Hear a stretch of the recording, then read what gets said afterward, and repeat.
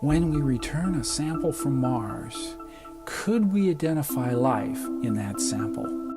Can we go there and sustain ourselves without harming Mars if there's something on Mars that could be harmed? Hi, I'm Jim Green, Chief Scientist at NASA, and this is Gravity Assist. On this season of Gravity Assist, we're looking for life beyond Earth. I'm here with Dr. Lisa Pratt, and she's NASA's Planetary Protection Officer. She plays a critical role in overseeing and approving how NASA implements planetary protection requirements for all our planetary missions, both robotic and human spacecraft. Welcome, Lisa, to Gravity Assist. Hey, thank you, Jim. You know, you've had a distinguished career in biogeochemistry and astrobiology, and the Planetary Protection Officer name, that sounds really cool. In fact, I received letters from kids all over the world, and one of them called your position the Guardian of the Galaxy. So I can't help but think that every time I talk to you. But let's start with the basics. What is planetary protection? Jim, I wish I could tell you that I was in fact the guardian of the galaxy, but the reality is a little more mundane. Planetary protection is focused on limiting biological contamination of other worlds with terrestrial organisms. That's organisms from Earth, and preventing the return of harmful potential extraterrestrial organisms or just organic materials when samples are returned to Earth during robotic sample return, or in the future, when astronauts come back to Earth from exploration missions to other worlds. We send things all over the place, and the next big mission is, of course, Perseverance, and it's going to Mars. And so when NASA wants to send a new rover to Mars, what do you do? Well, Jim, right from the very earliest phase of mission design, when that light bulb first comes on with an idea for a new mission, the Office of Planetary Protection provides guidance to the engineering team on heat sterilization or alternative chemical cleaning methods such as vapor hydrogen peroxide, because some spacecraft materials can be cleaned and others cannot. And we want to be sure that we're designing a spacecraft that'll tolerate the cleaning procedures necessary to go to the three places we care about right now most deeply in terms of contamination, and that's Mars, Enceladus, and Europa. And when we have a mission that's being assembled for one of those locations, then there's actually an independent auditor from our office that travels to all the facilities where parts like solar panels or parachutes are being manufactured, and we take samples to determine the level of biological cleanliness. And every day I actually review data on the number of spores being sampled and detected on Perseverance as we get ready for launch. And we use that to tell us if we need to do additional cleaning, or what we call bioburden reduction, to get ready for launch. So, Lisa, what is a spore exactly? Is it biologically made up of many different things? A spore is a tiny microscopic resting cell that only certain types of bacteria can make. And they make spores, a process called sporulation, when the environmental conditions get challenging and it looks like they're going to have to shut down. They're not going to continue to be active. But in the process of making that spore, that single cell entity, they wrap it in layers of highly resistant biopolymers. They seal it off, and thereby they create the possibility of that spore later breaking open and turning back into a viable organism that can replicate and grow. So the reason and this goes back to Viking, it's really the Viking planetary protection biologists that thought this through and said, of all of the entities known on Earth that are biological, the only thing we think that could get on a spacecraft, not be seen in an inspection, and stay viable would be a hardy spore. So we don't even monitor all of the spores, which you would be monitoring if you were making medical devices, like implants and things like that. For us, we actually we take a wipe of a spacecraft surface, or we take a tiny little swab that looks like a slightly large Q-tip, and then we heat shock that sample to kill the wimpy organisms, because we only want to know how much contamination is there that could survive the journey, launch, travel, cruise stage, and the landing and the exposure to another planet.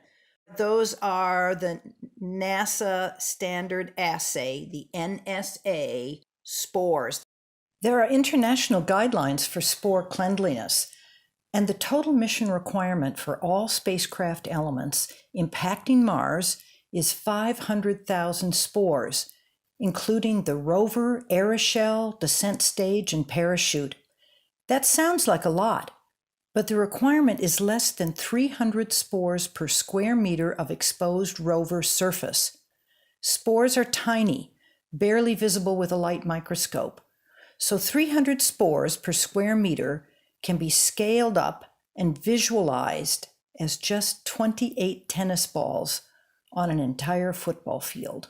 That's thousands of times less than what our spacecraft would carry if we didn't build them in a clean room facility, if we didn't constantly wipe them with cleaning fluids specific to biological cleanliness, like 70% isopropyl alcohol, which is what we all now read the labels on our hand sanitizer under the current pandemic to make sure that we're using at least 70%. It's just what we use on spacecraft. Well, what's riding with Percy, and I like that nickname, Percy. I do too. But what's riding with Percy is the Ingenuity helicopter. This is really a fabulous idea. It's what we call a technology demonstration, and we hope it works. But does that also have some sort of planetary protection requirements on it? Yes, it does. It's been held to about the same standards as that upper deck of the rover, but not nearly as rigorous as the sterilization for the sample tubes and drill or the wheels. And that's because it's a very different kind of activity. It will not in any way be associated with the return of samples to Earth.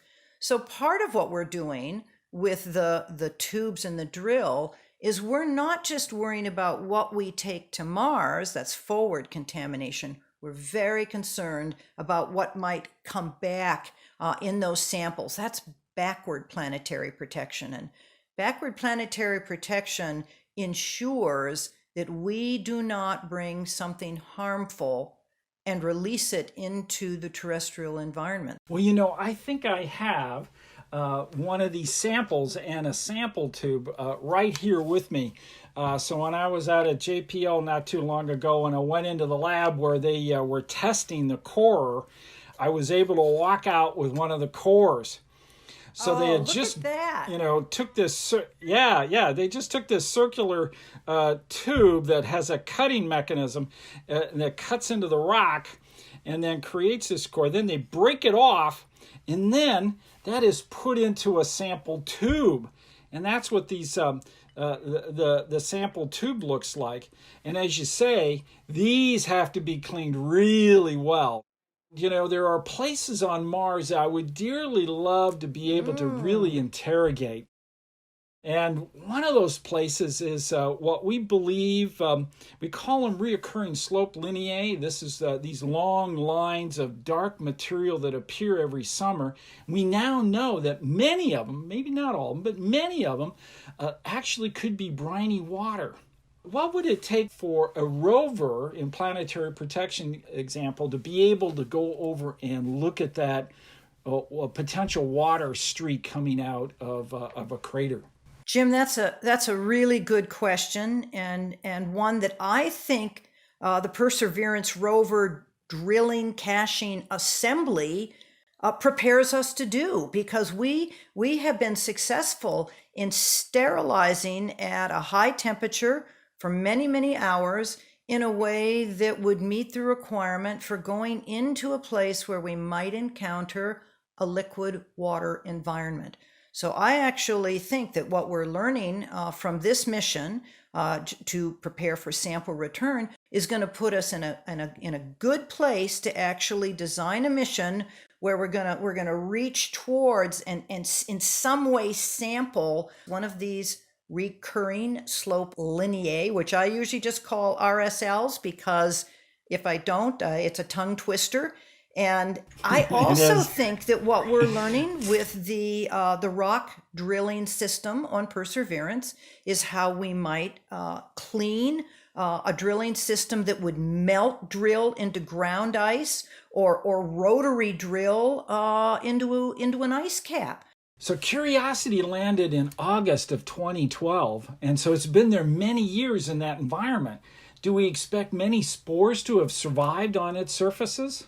Jim, even if the physical entity is there, because again, it's made out of very resilient biopolymers, it's extremely unlikely that spore is viable.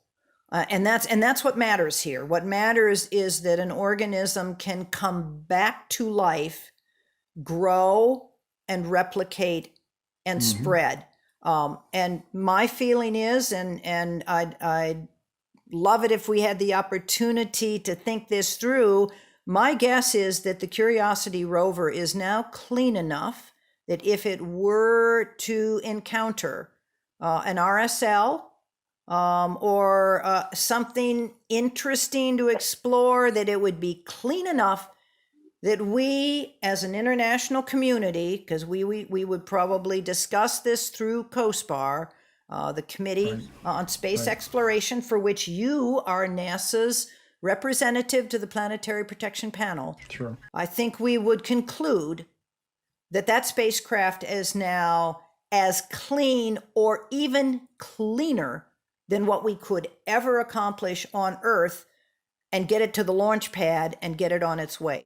Yeah, for all the research that we have done, that really makes sense to me too. Well, big discussions are going on at NASA on how we're going to send humans to Mars. What do we have to do to protect Mars and protect the humans that are there?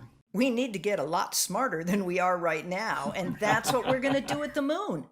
The Artemis campaign, the Gateway orbiting facility, and extended missions down to the surface of the moon, that's the proving ground for Mars, Jim. If we can study how the microbes from humans leak out of the cuffs of our spacesuit, or get out of the air handling systems in our habitats, or trail along behind us on the wheels of our vehicles, then we'll learn how to prevent that, or we'll develop technologies for sterilization of material when we're at Mars, and then we'll be able to do that exploration without causing harmful contamination of Mars.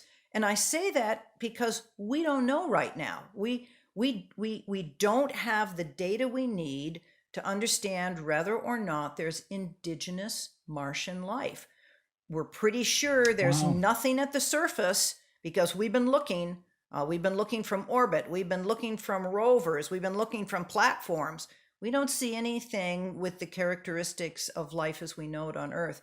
But subsurface, if it was ever there and it evolved and adapted, then I think it's quite possible it retreated into the subsurface, where we believe there is, to the present day, liquid water below the ice table. And we certainly do not want to do something that would contaminate or compete with a potential Martian life form before we've had a chance to study it and understand it. It would be our first, our first contact. And that's a, Yeah, right. that's a one time only, don't mess it up kind of, kind of event in exploration. It would be. It would be. Well, I'm not gonna speculate, but I'm gonna think about a potential future, and that is, let's say we find life on Mars. Is it possible that we could, and it's below the surface, it's subsurface, maybe living in the aquifers where there's water, and there's a lot of possibilities for that because we have an enormous amount of life below our feet too, on this planet. Do you think we could get to the point where humans and these Martians could coexist, and what would that look like? Well, Jim, like you, I'm sort of a hopeless optimist about what scientists and engineers are capable of doing, and I think it is possible. But I think we need to understand it, and be aware of how we would biobarrier, or very carefully control our waste, and our agriculture. Because if we're gonna be up there for extended periods of time, we need to be able to grow our own food, and that's a very different microbiome from just the human body, which we know has a signature. But when we start growing food, now we've got individual organisms that live on and on the roots of plants, mycorrhizal fungi that have a distinct characteristic, and bacteria as well. So we need to be very, very careful initially so we don't do something inadvertent and irreversible. And then I think there is a possibility in the future that we can be there and we can study.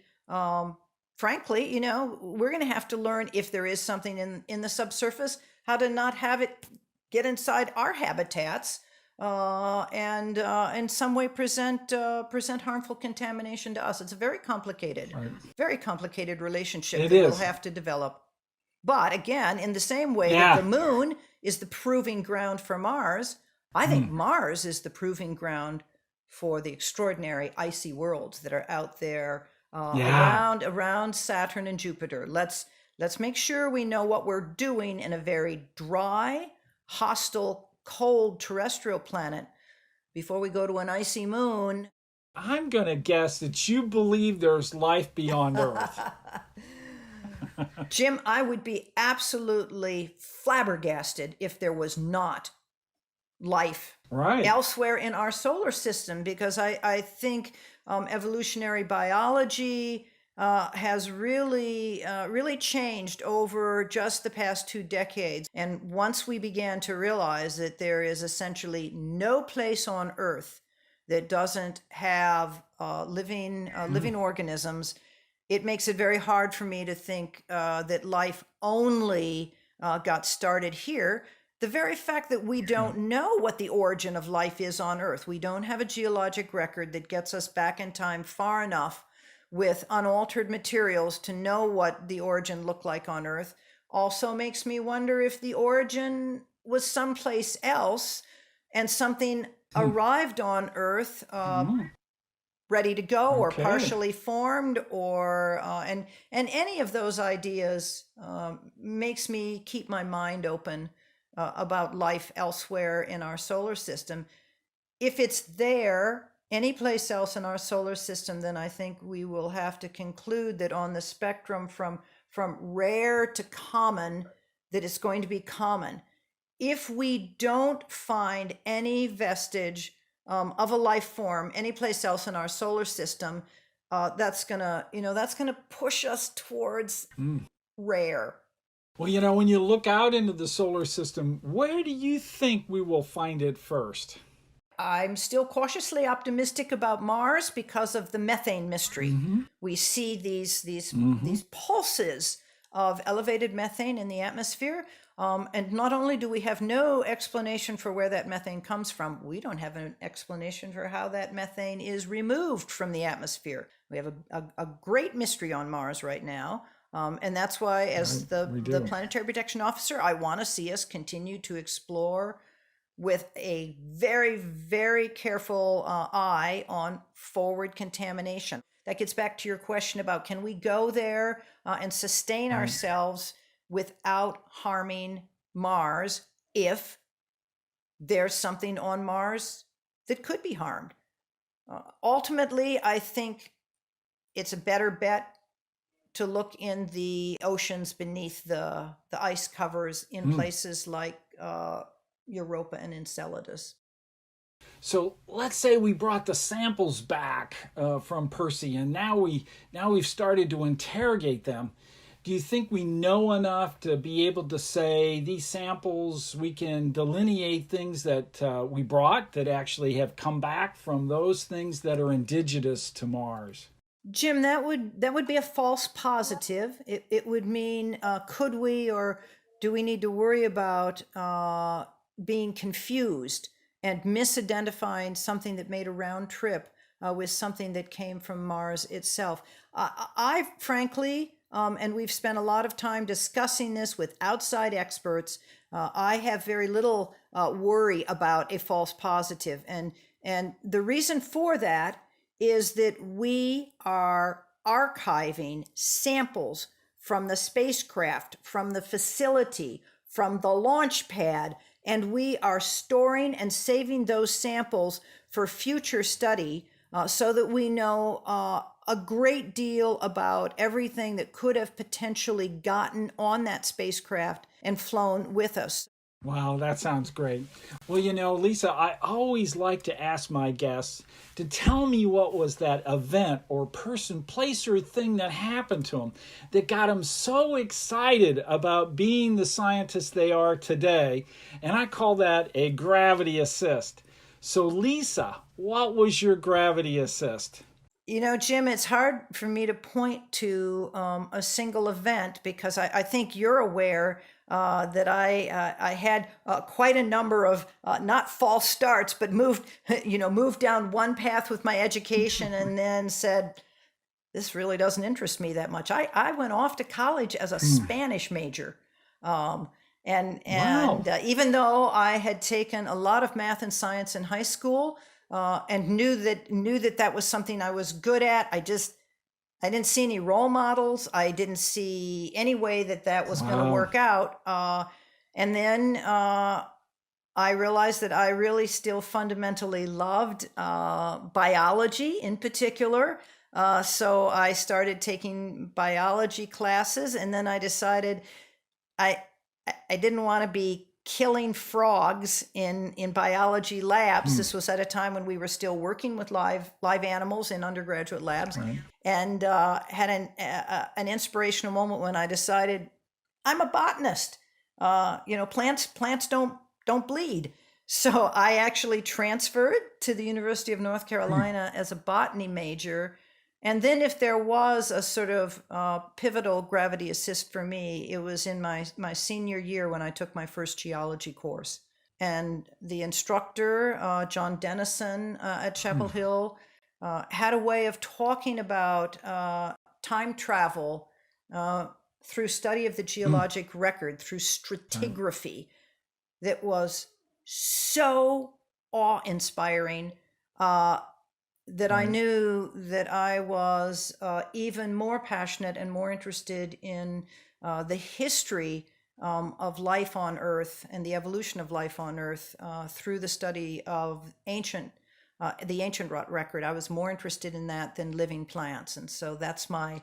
I guess that's my gravity assist, and it's what serendipitously gave me a dual degrees in life sciences and earth sciences that actually positioned me ultimately to be competitive for the planetary protection officer position when it was advertised and opened 3 years ago. I was just so delighted that you applied. What made you decide to do that? Oh, this is kind of a strange and wonderful story about role reversal. So a number of people, both inside and outside NASA, had let me know that the position was open, and I kept saying, "No, maybe 10 years ago. It's too late in my career." And I made the mistake, well, maybe it was a mistake, maybe it's the best thing that could have happened. I was talking to my daughter about it. She's an engineering graduate student at Stanford. And I said, this position is open. And that began weeks of relentless work on her part to talk me into applying. And I kept saying, no, it's just too late. And then finally, one time on a phone call, and this was, Jim, this was 3 days before the position was going to close for applications. She said to me, so, Mom, following your passion and reaching for your dream job is advice you can dish out, but you can't take it yourself. And I was so shocked that this 25-year-old threw back at me what I throw at her, that I actually said, you know what? I'm going to apply. I'll never be selected, but I'm going to apply. And for the rest of your life, you're going to say to me, I'm so proud of you for applying. And then, the unexpected happened. And I have had the most wonderful 2.5 years to date of being the Planetary Protection Officer and helping NASA find ways to not contaminate forward or backward. It's a gift that Isabel gave me. Well, I got to tell you, I'm so proud of you for applying, because I have enjoyed working with you over the last several years. It's just been a wonderful experience for me, too. Well, thanks so much for tagging up with me today to discuss what a planetary protection officer does and how they do it. I've really enjoyed our discussion today. Hey, Jim, I'm just delighted that you asked and we had a chance. You caught me off guard with a couple of these questions, but the speculation was lots of fun, and go Perseverance. Go Perseverance. Join me next time as we continue our journey to look for life beyond Earth. I'm Jim Green, and this is your Gravity Assist.